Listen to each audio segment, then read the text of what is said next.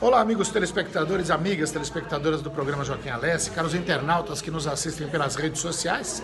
Hoje eu estou aqui num café muito gostoso aqui, que a gente depois vai falar um pouquinho dele, mas o objetivo é o seguinte: na sexta-feira passada, dia 28 de junho, a promotora substituta de justiça aqui de São Caetano do Sul, doutora Carolina Augusto Gigliotti, instaurou um inquérito para apurar a nomeação ilegal de diretores de escola em São Caetano do Sul. Uma nomeação que acontece há muitos anos, mas que veio à tona a partir de abril, quando uma das mães, com a troca da diretora da escola Fortunato Ricci, em São Caetano do Sul, quis saber o motivo da mudança e acabou começando a desenrolar um novelo de uma história que agora tem um inquérito para apurar a ilegalidade dessas nomeações. Eu estou aqui no café com a Juliana Guerra, que é médica veterinária, e com o doutor Rafael Pena, que assumiu o caso junto com a doutora Nicole Zacarias Garcia, e eles vão contar um pouquinho. Eu vou até mudar aqui a disposição da câmera para que eles possam falar. Então, um minutinho só. Juliana, doutor Rafael, bom dia. Bom dia. Ju, me permita chamá-la assim. Claro. Mas é que tudo começou com você, fazendo barulho lá na Fortunato Ricci. Como é que é? Conta um pouquinho. Então, na verdade, teve essa troca de diretores e eu, como mãe, tive meu primeiro motivo inicial, que foi a adaptação do meu filho, que era muito dependente da diretora, que fazia um trabalho magnífico lá na Fortunato. E eu fui na Secretaria de Educação, cobrar do secretário o porquê dos motivos da troca, né? Para que a gente pudesse entender, pedir pelo menos uma adaptação, que foram promessas aí que prometeram pra gente e não foram cumpridas. E aí foi então que eu resolvi pôr uma briga mesmo aí para tentar reverter não só o meu caso, como de outras escolas que também... Porque aconteceram trocas em outras escolas também, né? Também, não lembro se foram 8 escolas, acho que foram 8 escolas. Enfim, e algumas mudanças eu acredito que possam ter sido positivas, mas no caso do Fortunato nós entendíamos como um retrocesso, né, no aprendizado, com as crianças, de adaptação, enfim. Não foi nos dado nem o direito a uma adaptação dessa troca. E foi aí onde foi o inconformismo dos pais, né? Um grupo de pais aí se levantou para brigar com isso, né? Pra gente conseguir isso de volta. E no meio do caminho, o Rafa me deu todo o suporte e descobrimos aí ilegalidades aí na educação. Doutor Rafael, fala um pouquinho dessa questão que vocês levantaram e descobriram, que fere o Estatuto do Magistério. Conta um pouquinho pra gente. Boa tarde. A gente começou a levantar essa questão referente à alteração, à mudança dos diretores, e começamos a buscar de onde que veio tudo isso. Em uma audiência pública, a gente levantou a questão do Estatuto do Magistério, que previa que a nomeação seria somente mediante concurso público, né? E aí questionamos o secretário referente ao Estatuto, e o secretário, pela surpresa nossa, informou que desconhecia o Estatuto e que informou que tinha sido alterado. E aí começamos a levantar essas informações e vimos que não houve nenhuma alteração nesse sentido. Tá? E, em contrapartida, teve outras vezes depois que aplicou como se fosse um cargo comissionado para os diretores da escola, o que é totalmente ilegal, fere os princípios do concurso público, fere os princípios da legalidade. Então, ele está tentando colocar um cargo público mediante uma, que a gente vulgarmente chama, a gente fala da canetada de um determinado prefeito. Então, essa norma não se aplica nesse caso. Como a gente tem uma norma específica, então tem que seguir as regras dessa norma específica. O senhor estava me explicando antes da gente começar a gravar da importância de o diretor de escola ser um cargo preenchido por concurso público, até pelo planejamento, pela definição da linha educacional que é adotada, e que muitas vezes, se ele fica à disposição de uma decisão política do prefeito, que pode nomear e exonerar a hora que ele bem entender, isso acaba comprometendo todo o planejamento educacional e, consequentemente, o rendimento dos alunos, é isso? Sim, na verdade não digo só em questão da estabilidade da rede de ensino, mas sim pela função que ele vai exercer. A gente está tratando aqui de uma escola pública, uma escola estadual que tem que seguir as regras da contratação somente através de concurso público. As regras de cargo comissionado, elas somente entram a questões da administração de secretarias de prefeitura. Agora, eu não posso usar cargo comissionado para administração de escola pública. São requisitos totalmente diferentes, mas eu posso nomear um cargo comissionado como secretário de uma determinada pasta da prefeitura. Isso ok, mas fora isso, somente através de nomeação de concurso público. Agora, falando juridicamente, a instalação desse inquérito pelo Ministério Público, ele pode redundar no quê? Bom, ela pode ele pode causar aqui, na verdade, pedir a exoneração do prefeito, do secretário, cassação dos mandados e a condenação por improbidade administrativa. Condenação por improbidade. Esse pode ser o resultado assim mais forte do processo aí. Sim, teoricamente sim. Legal. Agora as mães, Juliana, você que tem um blog aí, mamães... Mulheres e mamães, Mulheres e mamães.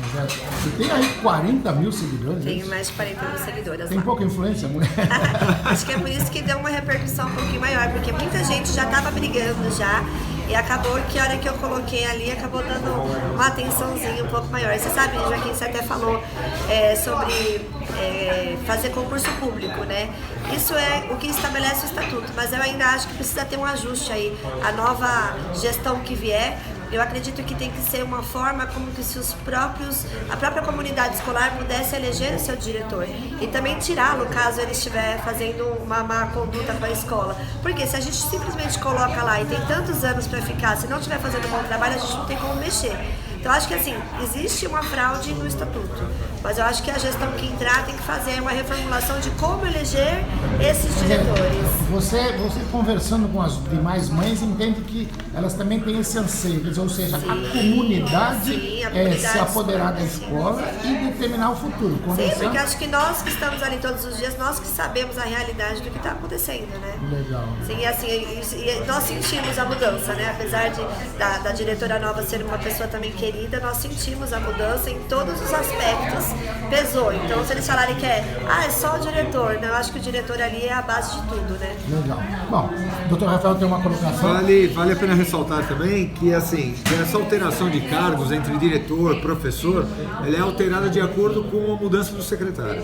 Então, entrou um secretário novo, ele tira um diretor, que ele volta a ser professor. Então, essa estabilidade de cargo, isso não acontece.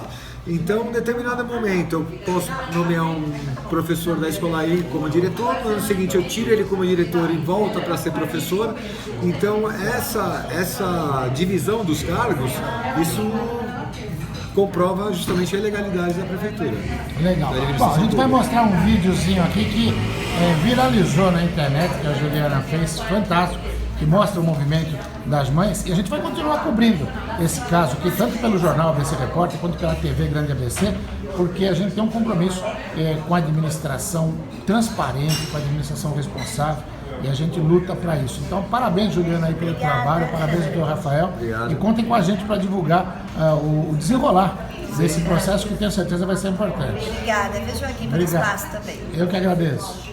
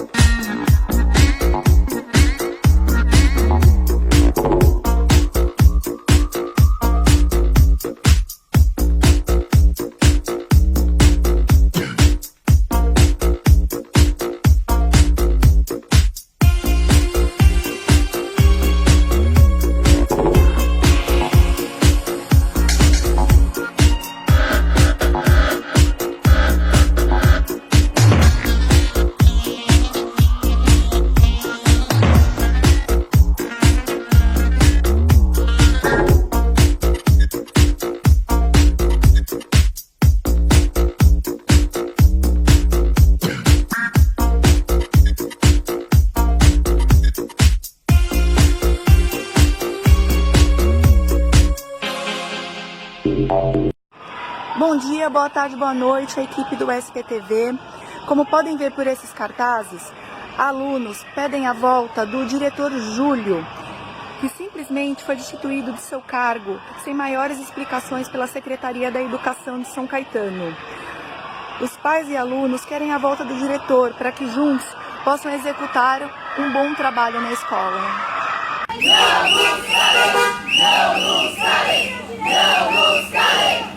Estamos aqui na EMEI Fortunato Ricci, os pais unidos a favor da educação. Tirar um diretor é retroceder psicologicamente, emocionalmente, pedagogicamente as nossas crianças. Em um ato simbólico de amor, os pais estão aqui fazendo sua parte, abraçando a escola. Convidamos todos os pais, toda a comunidade escolar para se unirem a nós. Aqui está a escola EMEI Fortunato Ricci abraçada. E é isso que nós faremos com a educação. Os nossos filhos merecem respeito. Queremos voz ativa! As crianças precisam ser ouvidas! Queremos voz ativa! Queremos voz ativa! Queremos voz ativa! Queremos voz ativa!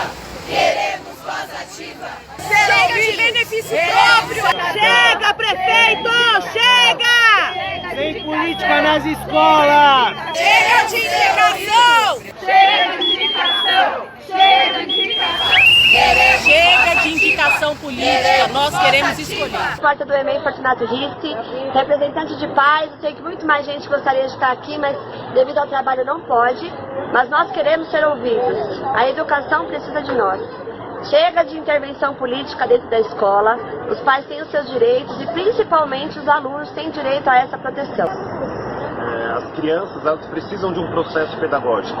E esse processo não é construído da noite para o dia. Trocar uma diretora hoje, em abril, dentro de uma escola que está sendo construída há 3 anos pela mesma diretora, é acabar com esse processo pedagógico das crianças. Elas não vão conseguir ter a mesma continuidade.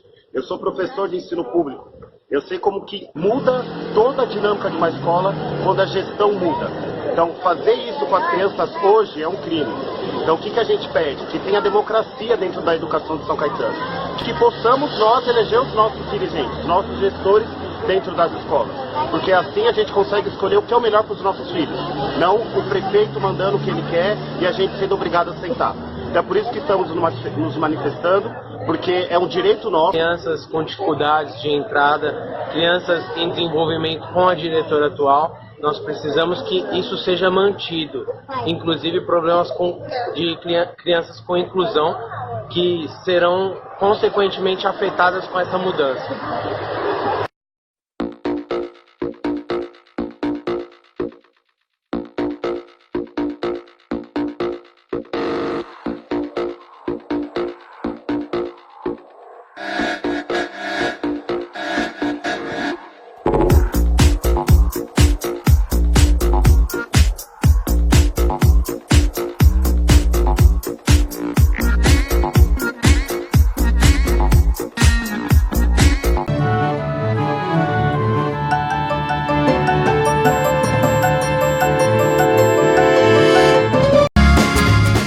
Viaje Mais. Prepare-se para conhecer os mais belos lugares do planeta, de segunda a domingo em 2 horários, às 13h30 e à meia-noite, na rede NGT Canal 48 Digital e na TV Grande ABC Canal 3 NET.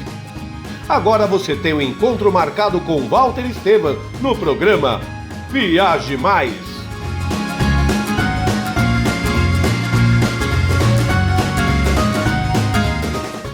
Juliana Flores, você está a um clique de deixar alguém ainda mais feliz. Entrega de presentes, flores e momentos únicos em até 3 horas em todo o Brasil. Juliana Flores. Sob nova direção e mantendo a comida caseira, sejam bem-vindos ao Restaurante da Praça. Ideal para as refeições rápidas, mantendo o tempero caseiro, com pratos variados e buffet de saladas. Segunda é dia de tutu de feijão, terça rabada com polenta, quarta tem feijoada, quinta variedades em massa, sexta peixe, em breve churrascos e lanches. E se preferir levar o Marmitex, elas montam para você na hora. Rua Rio Grande do Sul, 283, centro de São Caetano do Sul. Venha conferir. Pior que não ler jornal é ler apenas um jornal. Leia Assine e anuncie no Jornal ABC Repórter. 4224-4789. Se você é notícia, foi ou vai ser, ligue para a nossa redação ou mande um e-mail para redação@jornalabcreporter.com.br. ABC Repórter, o diário. www.jornalabcreporter.com.br.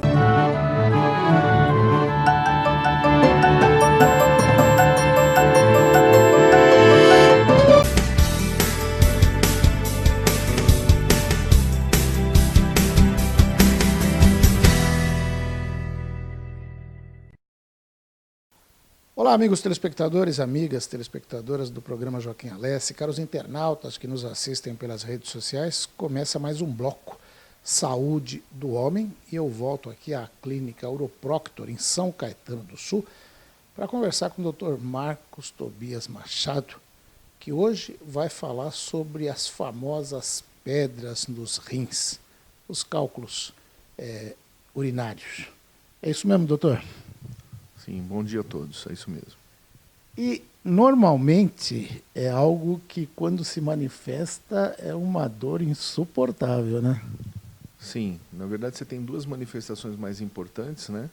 Quando os cálculos caminham pelo trato urinário, né, entram para dentro do ureter, normalmente dão a cólica renal, que é essa dor muito forte, né, que as pessoas definem como uma das piores dores que já tiveram, como dor de dente, a cólica de rim é uma dessas dores.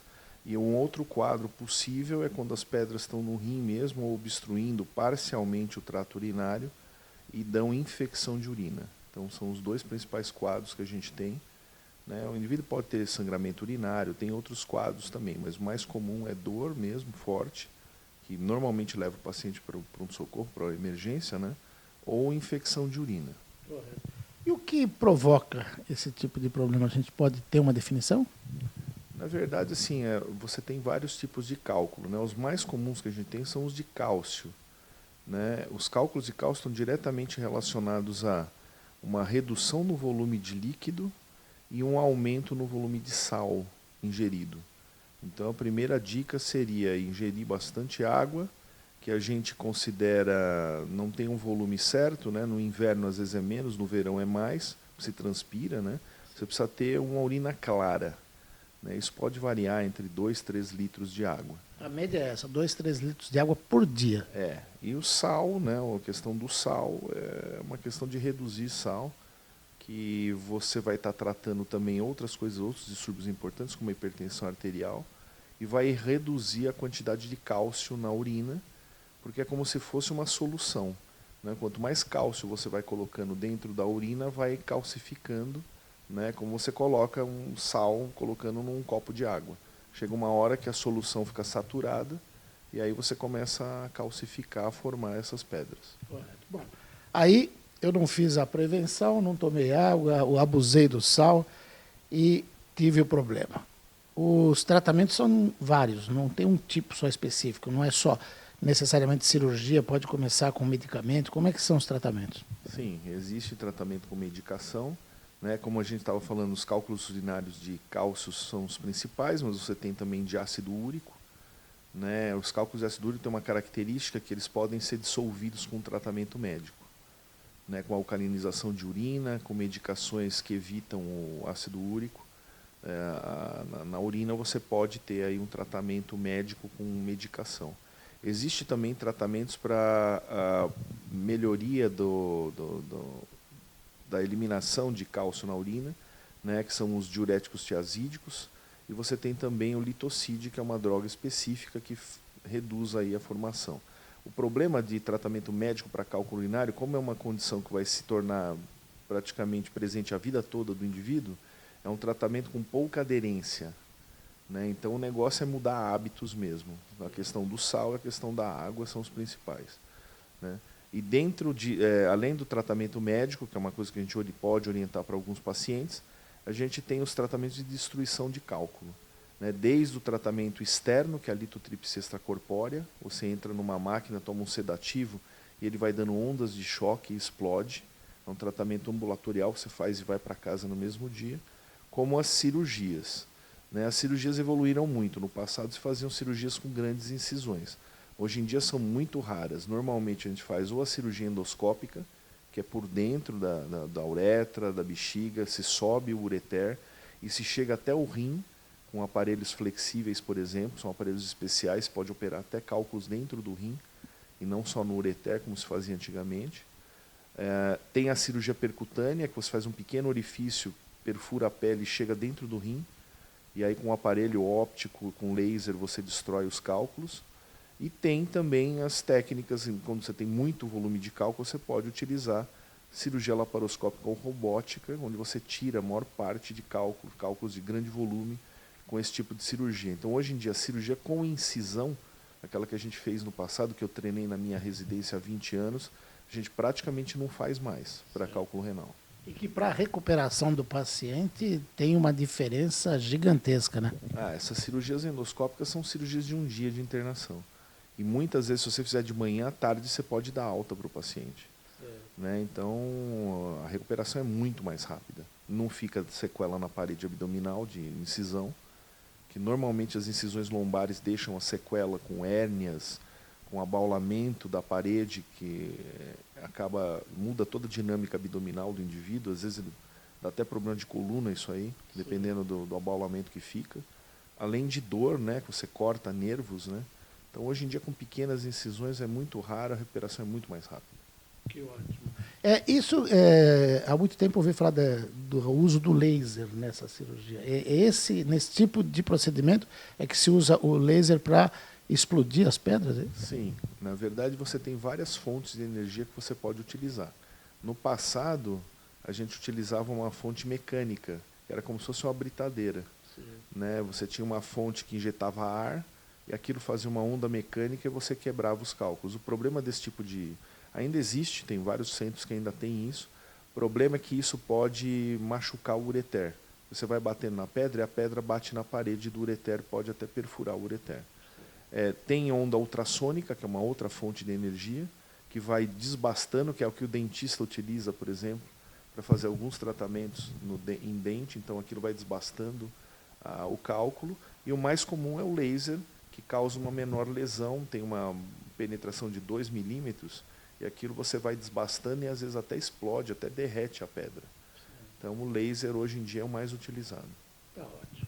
Dr. Marcos Tobias, a gente vai voltar a falar mais vezes. O tempo de televisão é curto, mas tem algum detalhe para acrescentar nessa explicação sobre pedra nos rins? Eu acho que quem é portador de pedra nos rins, além desses cuidados dietéticos, de líquido e alimentação que a gente disse, é fazer os exames regulares, é não deixar muito tempo para acompanhar. Né? Normalmente a gente acompanha cada 3 meses, cada 6 meses. E às vezes um pequeno cálculo está lá que a gente não trata todos os cálculos, isso é um outro detalhe. Cálculos menores que 5 milímetros normalmente a gente acompanha. Né? Existem exceções, mas normalmente a gente acompanha. Ir ao médico para ver se esses cálculos não estão aumentando. Se não tem uma atividade de metabolismo grande que necessite fazer algum tratamento mais precoce. Essa é a mensagem. Tá ótimo. Obrigado pela entrevista e até a próxima. É um prazer. Dr. Marcos Tobias Machado conversou com você.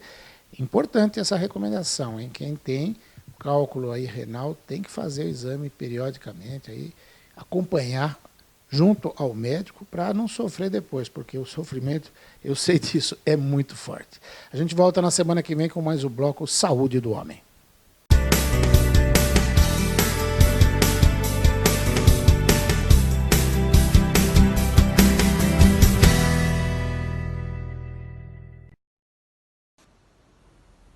E agora a gente vai mostrar um pequeno vídeo que foi gravado numa audiência pública da Câmara Municipal de São Caetano sobre educação, em que pais e mães questionam o secretário municipal sobre o Estatuto do Magistério, sobre a nomeação dos diretores de escola. E por incrível que pareça, o secretário deixa claro que desconhece o Estatuto do Magistério, diz que vai apurar, vai levantar mais questões, porque ele não sabe. Para ele, a nomeação de diretor de escola é por cargo comissionado, totalmente contrário ao que diz a lei do município. Acompanhe esse pequeno trecho da audiência pública na Câmara Municipal. Diretores das escolas. Foi falado que a nomeação era livre, era referente aos professores. Eu gostaria de saber o seguinte: a nomeação dos diretores é cargo comissionado ou qual é o critério seguido para a nomeação? Cargo comissionado. Tá. Por ser cargo comissionado, não há uma infração contra o Estatuto do Magistério Municipal que prevê que os cargos diretores das escolas têm que ser feitos através de concurso público? Isso não está previsto na legislação municipal. Mas está no Estatuto do Magistério Municipal, no artigo 11. Eu estou com o Estatuto aqui, secretário. A nomeação dos nossos diretores, não é através de concurso público. Deveria ser, né? Secretário, estou com o Estatuto aqui. Prevê no artigo 11 que os cargos para diretores de escola no município têm seu ingresso através de concurso público mediante provas e títulos para classes docentes e da escola técnica ou da educação, enfim. Isso é para entrar na rede? Não, para cargos de diretores, não magistérios. Então o secretário desconhece o Estatuto do Magistério. Eu conheço o Estatuto, agora eu preciso dar uma olhada nisso aí, mas na verdade, para entrar na rede, através de concurso, para diretor, nunca mais temos concurso para diretor. Nunca fizeram, né? Secretário, essa legislação ela tem aqui desde 99, passado por algumas mudanças.